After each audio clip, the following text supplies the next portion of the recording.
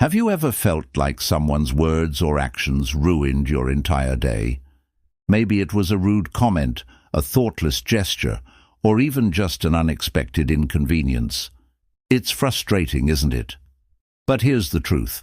No one has the power to control your emotions unless you let them. What if you could stay calm and unshaken, no matter what life or anyone else throws your way? Imagine walking through your day with a sense of peace so strong that even the most irritating situations couldn't rattle you. That's not just wishful thinking, it's emotional mastery. In this episode, we're diving into 10 transformative lessons that will help you stop reacting impulsively, let go of anger, and regain control over your emotions. These lessons aren't about ignoring your feelings or pretending not to care. They're about building the mental strength to navigate life's challenges with grace and clarity. Whether it's dealing with criticism, setting boundaries, or learning to let go of grudges, you'll discover practical tools to protect your peace and live with confidence. By the end of this episode, you'll have the mindset and strategies you need to stay unbothered, even in the most difficult situations. So, if you're ready to unlock the secret to emotional freedom and live a life where no one else can control your mood, let's get started. Your journey to mastering your emotions begins now. 1. Understand that your reactions are your choice. Picture this. You're in the middle of a peaceful day, maybe sipping coffee or walking through the park, when suddenly someone says something rude or inconsiderate. Your calm vanishes, replaced by anger or frustration.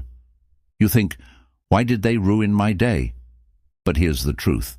They didn't. You did. Your emotions are your responsibility, not theirs, not anyone else's. No one has the power to control how you feel unless you hand that power to them. Think of it this way. The world can throw challenges at you, but only you decide how to react. Let me offer a fresh perspective. Imagine you're wearing noise-cancelling headphones in a busy city. The chaos of honking cars and loud conversations doesn't disappear. It's still there, but it doesn't reach you. Mastering your reactions works the same way. You don't have to let the noise of other people's behavior invade your peace. A wise thought captures this beautifully. Between stimulus and response, there is a space. In that space lies our power to choose our response. In our response lies our growth and our freedom. When someone cuts you off in traffic or criticizes your work unfairly, it's easy to blame them for your anger. But what if, instead of reacting, you paused? In that pause, you find power. The power to choose calm over chaos, strength over impulsiveness. Here's a real-world example. Imagine your coworker dismisses your idea during a meeting. Instead of snapping back or stewing in resentment all day, take a moment to breathe and reflect. Is this about me, or is it their own stress or bias showing? By reframing the situation, you neutralize its impact on your emotions. The beauty of this approach is that it's not about suppressing how you feel. It's about recognizing that your feelings are separate from your reactions. Anger, frustration, and disappointment are natural, but they don't have to dictate what you do next. Here's a simple strategy to start practicing this mindset. 1. Pause and identify when you feel triggered. Pause and name the emotion you're experiencing: anger, hurt, irritation. This breaks the automatic reaction cycle. 2. Ask questions. Reflect on why you're feeling this way. Is it because of what happened or your interpretation of it? 3. Choose your response. Decide how you want to act based on your values and long-term peace, not the heat of the moment. Imagine the freedom of walking through life unbothered by others' actions. The rude stranger, the thoughtless remark, the minor inconvenience, all of them lose their grip on you when you take control of your reactions. In every moment, you have a choice. You can let others dictate your emotions, or you can reclaim your power and protect your peace. The next time someone tries to push your buttons, remember, their behavior doesn't define you. Your reaction does. And in choosing calm, you gain not just emotional mastery, but true freedom. 2. Stop expecting people to behave like you. When you find yourself in need, they're nowhere to be found. Disappointment washes over you, and you think, how could they be so inconsiderate? I would never treat them this way. Here's the hard truth. People don't operate by your standards or values. They act based on their own. Expecting others to think, behave, or respond the way you would is like trying to control the weather. It's impossible and only leads to frustration. Think of it this way. Each person is walking their own path, shaped by their experiences, beliefs, and priorities. When someone does something that annoys or hurts you, it's often not a reflection of you. It's a reflection of them. Trying to change or control their behavior only leaves you feeling powerless. Instead of focusing on how others should act, focus on accepting them as they are. Let me give you an example. Imagine a coworker who constantly interrupts during meetings. Instead of seething with frustration or trying to teach them a lesson, recognize that their habit has nothing to do with you. By letting go of the expectation that they'll change, you free yourself from unnecessary emotional turmoil. A wise thought sums this up perfectly. Expectations are the root of all suffering. The less you expect others to behave in a certain way, the more you protect your peace. Here's a practical exercise to help you let go of these expectations. 1. Acknowledge your assumptions. When someone upsets you, ask yourself, what was I expecting them to do? Second challenge, that expectation. Reflect on whether it's realistic to expect someone else to act exactly as you would. Third, shift your focus. Instead of trying to control their behavior, focus on how you can respond calmly and maintain your peace. Think about how liberating this mindset is. The rude stranger, the forgetful friend, the inconsiderate co-worker, none of them have the power to disrupt your emotions unless you let them. When you stop expecting others to meet your standards, you take back control of your reactions. In the end, people are who they are, not who you want them to be. Accepting this truth doesn't mean tolerating bad behavior or abandoning your values. It means recognizing that your peace is too valuable to sacrifice for something you can't control. The next time someone disappoints or frustrates you, pause and remind yourself, they're acting from their nature, not mine. And that's okay, because I choose my response. By releasing those expectations, you gain freedom, not just from others' actions, but from the emotional weight they once carried. 3. Let go of the need to always be right. Think about the last time you got into an argument. Maybe it was over something trivial, like which route was faster, or something deeper, like a disagreement with a close friend or partner. As the conversation heated up, did you feel that strong urge to prove your point, to show them you were right? We've all been there, clinging to our version of the truth like it's a lifeline. But here's the thing. That need to always be right is exhausting and unnecessary. The need to win every argument or prove your perspective often stems from insecurity. It's as if being wrong threatens our worth or identity. But what if you could let go of that need entirely? What if you could approach disagreements with curiosity instead of defensiveness? A powerful thought to keep in mind is this: would you rather be right, or would you rather be at peace? Often, our insistence on being right creates tension, damages relationships, and fuels our frustration. On the other hand, letting go of the need to prove yourself allows you to preserve your peace and approach conflicts with understanding. Imagine someone accuses you of something unfairly. Your instinct might be to defend yourself, to argue your case, or to point out their flaws in return. But what if you paused and asked yourself, Is it worth my energy to prove them wrong? Will this argument change anything important in my life? In most cases, the answer is no. Here's an example. A friend might insist that their way of handling a problem is better than yours. Instead of diving into a debate, I see where you're coming from, and I respect your perspective. By doing this, you not only diffuse the tension, but also maintain your calm and avoid unnecessary conflict. The Taoist philosopher Lao offers timeless wisdom. He who is attached to his views will never grow. Letting go of the need to be right doesn't mean abandoning your principles or silencing your voice. It means recognizing that not every disagreement needs a resolution in your favor. It's about choosing when to engage and when to step back. Here's how to start practicing this mindset. 1. Pause before responding. When you feel the urge to argue, take a deep breath and reflect on whether it's worth your energy. 2. Seek understanding. Instead of trying to win, ask questions to understand the other person's perspective. This approach often de-escalates conflict. 3. Pick your battles. Save your energy for disagreements that truly matter, ones that align with your values or affect significant outcomes. Over time, you'll find that letting go of the need to always be right brings immense freedom. 4. Protect your peace.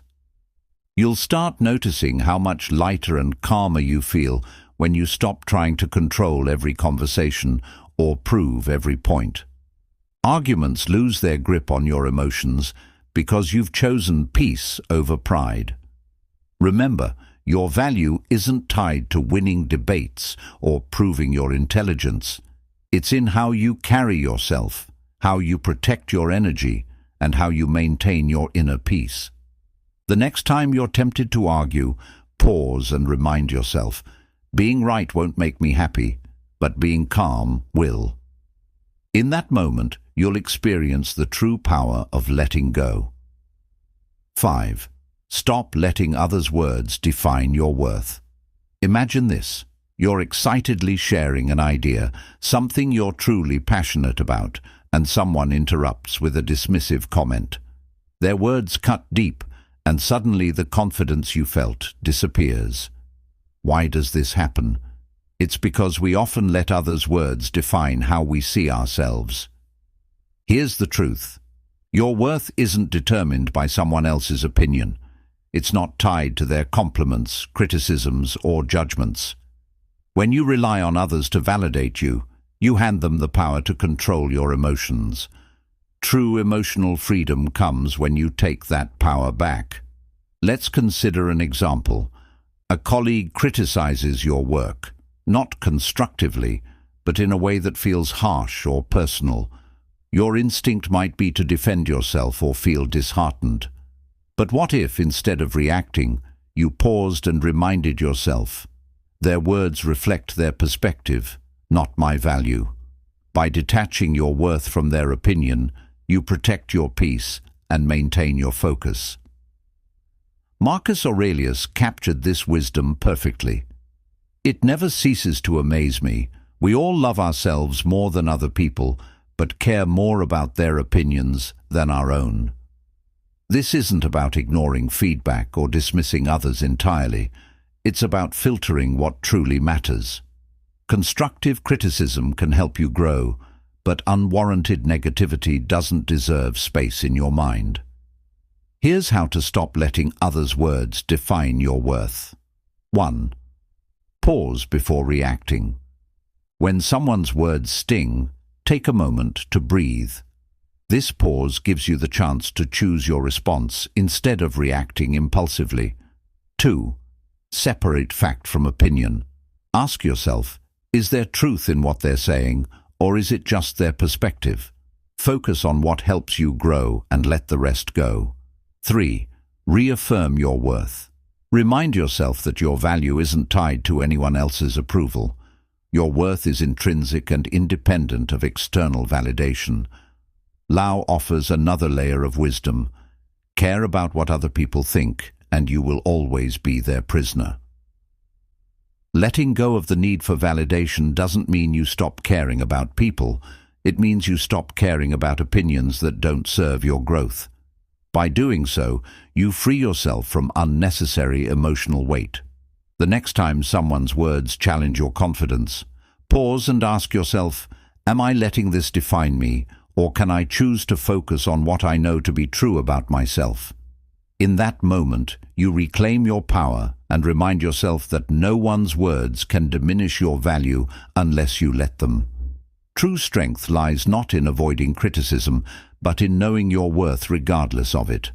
When you stop letting others' words define you, you create space for authenticity, confidence, and peace. That's a life no one can take from you. 6. Protect your energy by setting boundaries. Picture this. A friend calls you in the middle of your busy day, asking for help with something they could probably handle on their own. Or perhaps a co-worker dumps a last-minute task on you, assuming you'll say yes. You feel the weight of obligation, but also the frustration of knowing this will disrupt your plans. Why is it so hard to say no? Here's the truth. Protecting your peace requires setting boundaries, and boundaries aren't selfish, they're necessary. Without them, you let others dictate your time, energy, and emotional well-being. Saying yes to everyone else often means saying no to yourself. A powerful reminder comes to mind. You can't pour from an empty cup. If you're constantly giving without protecting your energy, you'll find yourself burned out, resentful, and disconnected from your own needs. Boundaries are how you safeguard your emotional freedom while maintaining healthy relationships. Think about this. When someone oversteps your boundaries, it's not their fault. It's yours for not clearly defining and upholding them. People aren't mind readers, and unless you communicate what you're okay with, they'll continue to push, often unintentionally. Setting boundaries is a form of self-respect, and it also teaches others to respect you. Here's an example. Imagine you're always the person friends come to for advice, even late at night. You want to be supportive, but it's draining your energy. Instead of silently resenting them, you could say something like, I care about you, but I need to keep evenings for myself to recharge. Let's talk tomorrow. This approach is firm yet kind and protects your peace without damaging the relationship. Epictetus reminds us, freedom is the ability to live as we wish. Living freely doesn't mean ignoring others' needs. It means deciding where your energy is best spent. Boundaries let you choose your priorities and ensure you're not giving more than you can handle. Here's how to start setting boundaries effectively. 1. Be clear and honest. Communicate your limits calmly and directly. People are more likely to respect boundaries when they understand them. 2. Use I statements. Focus on your needs rather than blaming others. For example, say, I need some quiet time after work, instead of, you're always bothering me. 3. Stick to your boundaries. Once you set a limit, uphold it. Consistency shows others that you're serious about protecting your space. Lao offers another perspective. He who knows when to stop does not find himself in trouble. This wisdom reminds us that knowing your limits and respecting them prevents unnecessary stress and frustration. Boundaries aren't walls to shut people out. They're bridges to healthier, more balanced relationships. The next time you feel overwhelmed or taken for granted, pause and ask yourself, have I communicated my needs clearly? Am I honoring my own boundaries? By setting limits, you free yourself from unnecessary obligations and reclaim your energy for what truly matters. Remember, you're not responsible for managing everyone else's feelings or fixing their problems. Your primary responsibility is to yourself, your peace, your time, and your emotional well-being. So protect your energy, set your boundaries, and watch how much lighter and more in control you feel. Because when you prioritize yourself, you give the best version of yourself to the world. Detach from the opinions of others. Imagine this. You share an idea you're proud of with a group of people, but instead of support, you're met with criticism or indifference. The sting of disappointment is real, and it can spiral into self-doubt. But here's a question to ask yourself. Why does their opinion carry so much weight? The need for approval is deeply ingrained in us, but relying on external validation is like chasing shadows. You'll never truly catch it. Emotional freedom begins when you stop letting the opinions of others define your worth. Think of it this way. Everyone views the world through their own lens, shaped by their experiences, biases, and insecurities. What someone says about you often reveals more about them than it does about you. When you internalize their opinions, you give them power over your emotions and decisions. Why let someone else control your narrative? Remember, your worth isn't up for debate. It's not tied to what others think of you, whether it's praise or criticism. It's something intrinsic, unshaken by external noise. Let's consider a practical example. Imagine you're wearing a brand new outfit you love, and a co-worker makes a passing remark. That's an interesting choice. You could let their comment ruin your confidence, or you could remind yourself that their opinion doesn't diminish your joy. When you detach from the need for approval, you free yourself to live authentically. The Stoic philosopher Epictetus said, "If you want to improve, be content to be thought foolish and stupid." This might sound harsh, but it's liberating. Growth often involves going against the grain or doing things others might not understand. Seeking approval can hold you back, while embracing your own path, even if misunderstood, sets you free. Here's how to start detaching from the opinions of others. Question their importance. When someone's opinion bothers you, ask yourself, why does this matter to me? What authority do they have over my life? Reaffirm your values. Focus on what matters to you, not what others expect. Ground yourself in your goals and principles. Practice letting go. When criticism or judgment arises, acknowledge it without clinging to it. Picture their words as leaves floating down a stream, there but not lasting. Lao offers another perspective. Care about people's approval, and you will be their prisoner. This doesn't mean ignoring feedback or isolating yourself from others.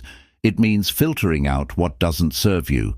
Constructive criticism can help you grow, but unwarranted judgment, that's theirs to carry, not yours. Think of detaching from opinions like shielding yourself from bad weather. The rain may fall, but it doesn't have to soak you. By focusing on your own inner compass, you remain grounded no matter how others perceive you.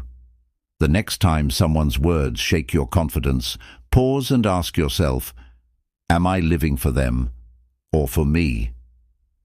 By choosing to detach, you reclaim your freedom, protect your peace, and build a life that's authentically yours. Remember, your path is yours alone, and it's far too important to be swayed by fleeting opinions. 7. Respond with silence, not anger. Imagine this. You're in a heated argument, someone says something hurtful or intentionally provocative, and you feel the anger rising. Your heart pounds, your face heats up, and your instinct is to fire back with a cutting remark. But what if, instead of reacting, you simply say nothing? Silence is one of the most powerful tools you have when dealing with others' negativity. It's not about conceding or avoiding confrontation. It's about choosing calm over chaos. Responding with silence doesn't mean you're weak. It means you're strong enough to value your peace over the need to retaliate. There's wisdom in this. The less you respond to negativity, the more peaceful your life becomes. Silence speaks volumes. It says, I won't let your behavior control me. Let's take an example. Imagine someone at work undermines you during a meeting, trying to make you look bad in front of others. You have two choices. Engage in a back-and-forth argument or pause and respond with silence. By staying silent, you deny them the reaction they seek and maintain your composure, showing everyone around you who truly holds the higher ground. The Stoic philosopher Marcus Aurelius said, "The best answer to anger is silence." Anger often seeks fuel to keep burning, and silence starves it. When you choose not to engage, you're breaking the cycle of negativity and protecting your emotional well-being. Think of silence as a shield. It deflects the noise without pulling you into the fight. Here's how to make silence your go-to response in moments of provocation. Pause before reacting. When someone says something provocative, take a moment to breathe. Silence creates space for clarity. Listen without defending. Sometimes people just want to vent or be heard. Let them speak without interrupting or feeling the need to explain yourself. Speak only when necessary. If a response is required, keep it calm, measured, and to the point. A Buddhist teaching reminds us, speak only if it improves upon the silence. This doesn't mean you suppress your feelings. It means you choose when and how to express them. Silence doesn't ignore the problem. It preserves your energy for moments where your voice truly matters. Think about how often we regret words said in anger. Silence removes that regret. It allows you to reflect, reassess, and respond thoughtfully rather than impulsively. And often, silence says more than words ever could. The next time someone tries to provoke you, pause and ask yourself, will responding add value, or will it simply escalate the situation? By choosing silence, you protect your peace, demonstrate strength, and keep control of the narrative. Remember, silence isn't the absence of a response. It's the presence of wisdom. It's the ability to rise above the noise and say, "Your words don't control me, my peace does." And that's how you win the battle without ever raising your voice. 8. Practice gratitude to dissolve anger. Imagine you're having one of those days where everything seems to go wrong. Your plans fall apart, someone makes a rude comment, and the smallest inconveniences feel unbearable. Anger starts bubbling up and you think, why does everything have to be so difficult? Now pause. What if, instead of focusing on everything going wrong, you shifted your attention to what's going right? Gratitude has a way of turning anger into calm and reframing even the worst moments into opportunities for perspective and peace. Here's a powerful truth. You can't feel grateful and angry at the same time. Gratitude works like a mental reset button. It pulls you out of the spiral of negativity and reminds you of the good that still exists, even in frustrating situations. Take a simple example. You're stuck in traffic, running late. Pause and reflect. When anger starts to rise, take a moment to breathe and ask yourself, what's one thing I can be thankful for right now? Keep a gratitude journal. At the end of each day, write down 3 things that went well, no matter how small they seem. This trains your mind to look for the positive. Use gratitude as a reframe. When faced with a challenge, think about what you can learn or how the situation could be worse.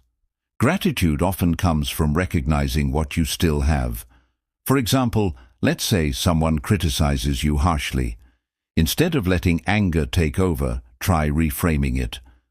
I'm grateful for the chance to learn from this feedback, even if it wasn't delivered kindly. This doesn't excuse the other person's behavior, but it keeps you in control of your emotions. Lao Tzu reminds us, let us rise up and be thankful, for if we didn't learn a lot today, at least we learned a little, and if we didn't learn a little, at least we didn't get sick, and if we got sick, at least we didn't die, so let us all be thankful. Gratitude shifts your focus from what's lacking to what's present. It's not about denying frustration or anger. It's about choosing to prioritize what uplifts you over what drags you down. The next time you feel anger creeping in, Pause and ask yourself, what can I be thankful for in this moment? You'll find that gratitude doesn't just dissolve the anger, it replaces it with calm, clarity, and a sense of control. And in those moments, you'll realize that peace isn't something you find, it's something you create. Reframe criticism as a tool for growth. Imagine this. You've just shared an idea you're proud of, maybe at work, with friends, or online, and someone immediately shoots it down with harsh criticism. Your first instinct might be defensiveness, maybe even anger. It's natural to feel this way when your efforts are met with negativity. But what if you could reframe criticism, seeing it not as an attack, but as an opportunity to grow? Criticism, no matter how it's delivered, holds value if you're willing to look for it. It can show you blind spots, challenge your thinking, or push you to improve. When you shift your perspective, criticism stops being a source of frustration and becomes a tool for self-betterment. Here's an example. Imagine you're preparing a presentation and a colleague points out several flaws in your work. You could dismiss them, thinking, they're just trying to undermine me, or you could pause and reflect, is there truth in what they're saying? How can I use this feedback to improve? By choosing the second approach, you turn what might feel like an attack into a stepping stone. A wise thought captures this perfectly. Criticism, like rain, should be gentle enough to nourish growth without destroying the roots. This doesn't mean all criticism is valid or worth your attention.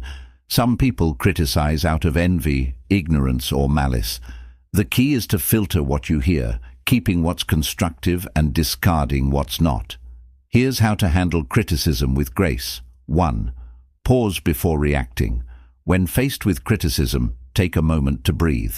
This helps you avoid reacting emotionally. 2. Evaluate the source. Consider who's giving the feedback. Do they have your best interests in mind? Is their perspective informed? 3. Find the lesson. Even poorly delivered criticism can carry a valuable insight. Ask yourself, what can I learn from this? Let's take a more personal example. Imagine a family member makes a critical remark about your choices, like your career or lifestyle. Instead of arguing or shutting down, you could say, I hear your concerns. I'll think about what you've said. This response shows maturity and gives you the chance to reflect later without escalating the conflict. Epictetus offers a timeless reminder. If anyone tells you that a certain person speaks ill of you, do not make excuses about what is said of you, but answer, he does not know my other faults, else he would not have mentioned only these. This Stoic wisdom reminds us not to take criticism personally. Instead, see it as part of the journey towards self-improvement. The next time someone critiques you, ask yourself, what can I learn from this feedback? Is this criticism about me, or does it reflect more about them? How can I grow from this moment? Lao Tzu reminds us, knowing others is intelligence, knowing yourself is true wisdom. Criticism, when approached with the right mindset, is a mirror that helps you understand yourself better. It's not always comfortable, but growth rarely is. By welcoming feedback, even when it stings, you develop resilience, humility, and a stronger sense of self. So, the next time criticism comes your way, pause and reframe it. See it not as an obstacle, but as a stepping stone toward becoming your best self. Remember, growth often hides in discomfort, and those who embrace it unlock a level of strength that no criticism can shake. Master the art of letting go. Imagine holding on to a hot coal, determined to throw it at someone who hurt you. But while you're waiting for the right moment, the coal keeps burning your hand. Anger, grudges, and resentment work the same way. They harm you far more than the person who caused your pain. The real strength lies not in holding on, but in letting go. Letting go doesn't mean forgetting or condoning what happened. It means releasing the emotional weight that drags you down, freeing yourself from the control of the past. The Buddha puts it beautifully: holding on to anger is like drinking poison and expecting the other person to die. Think about a time when someone wronged you. Maybe it was a betrayal, an unfair judgment, or an unkind word. How much time did you spend replaying that moment in your mind? How much energy did you waste imagining confrontations or seeking revenge? Letting go is the antidote to this endless cycle. It allows you to move forward instead of staying trapped in the past. Here's an example. Imagine you're at work and a colleague takes credit for your idea. You could spend days stewing over the injustice, letting it affect your mood and productivity. Or you could let it go, recognizing that your worth isn't tied to one moment of recognition. By choosing the latter, you protect your peace and focus on what truly matters, your growth and future opportunities. Lao Tzu offers profound wisdom. When I let go of what I am, I become what I might be. Letting go isn't just about releasing anger or resentment. It's about freeing yourself from the past to fully embrace the present and future. Letting go of perfectionism, fear of failure, or the need for control is about embracing life as it is, with all its unpredictability, and finding freedom in acceptance. Here's how to start practicing the art of letting go. 1. Acknowledge your feelings. Suppressing emotions only makes them stronger. Allow yourself to feel hurt, anger, or disappointment without judgment. 2. Reframe the situation. Ask yourself, what can I learn from this experience? How can I grow stronger because of it? 3. Focus on the present. Letting go is a choice you make for yourself, not for the other person. Shift your attention to the here and now, where your power lies. Think of letting go like releasing a balloon. The longer you hold on to it, the more it strains your hand. But when you let it float away, you feel lighter and freer. Life becomes less about what happened and more about what's possible. Marcus Aurelius reminds us, do not be disturbed by what is outside your power. Let it go, and you will find peace. This doesn't mean letting people walk over you or ignoring injustice. It means choosing where to direct your energy. By letting go of what you can't change, you create space for what you can, a brighter, calmer, and more fulfilling life. So, the next time you find yourself clinging to anger or regret, pause and ask yourself, is this worth my peace? What would my life look like if I let this go? The answer will guide you toward emotional freedom, because true strength isn't in holding on, it's in knowing when to release. And when you do, you'll discover that the lighter you feel, the stronger you become. And there you have it. 10 powerful lessons to help you master your emotions and stay unbothered no matter what life throws your way. These aren't just ideas, they're tools you can use every day to protect your peace, build resilience, and take control of your reactions. Remember, the goal isn't to suppress your feelings or become indifferent. It's to respond to life's challenges with clarity and strength. Emotional mastery isn't about what happens to you, it's about how you choose to react. The power to stay calm, centered, and free lies entirely in your hands. As you move forward, take these lessons with you. Practice pausing before you react, setting boundaries that protect your energy, and letting go of the things and people you can't control. Each time you choose peace over anger, you take one step closer to living the unshakable life you deserve. If you found value in this episode, don't keep it to yourself. Share it with someone who might need a little extra calm in their life. And if you have your own tips or experiences about staying unbothered, I'd love to hear them. Drop a comment below. Thank you for joining me on this journey. Remember, emotional freedom isn't a destination, it's a practice. So keep showing up for yourself, stay mindful, and keep growing stronger every day. Until next time, take care and stay unbothered.